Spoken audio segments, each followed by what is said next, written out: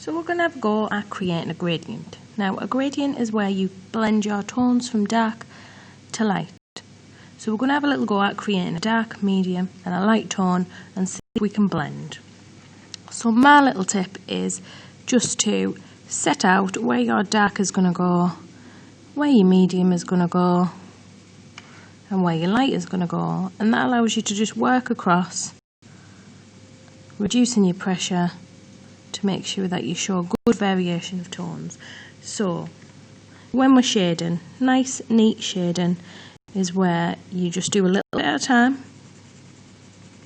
Your shading lines are nice and close together. There are no white gaps, so it doesn't look scruffy like this. We're showing good control, small bit at a time, definitely not going outside of that shape.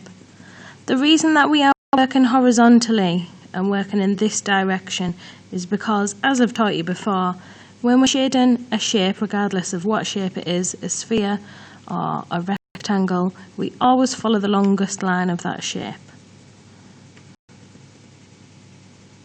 So I've started with my lovely dark tone up here. I generally tend to start with my dark tone because I know I can always reduce my pressure off. And if you start with a light tone, it gets to a point where you can't press any harder. So we might as well just start off with that dark tone. So as I'm coming down, I'm reducing my pressure just a little bit at a time. You might notice that when I'm doing my shading strokes like that with my pencil, I always seem to go back over the last bit, and that's just to smooth it out, make sure that there's no stop-start lines. If you're wondering, well, what's a stop-start line? When you suddenly jump from one tone to another,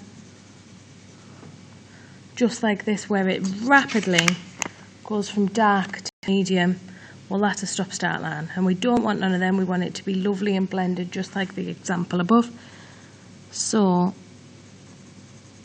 reducing pressure just a tiny bit at a time, not rapidly. And now I seem to have reached that medium tone, so I've done quite well there. And if you're not quite at that medium tone, when you hit the medium tone, then you need to start reducing your pressure.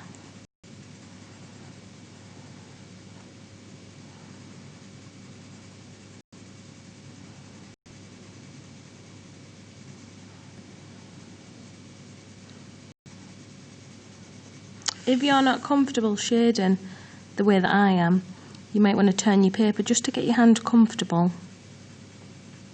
because now it's all about showing control and showing skill. So now I've got to my light point. I've reduced my pressure enough that it's started to go into that nice light tone, and then what we want to be doing is fading to the white of the page.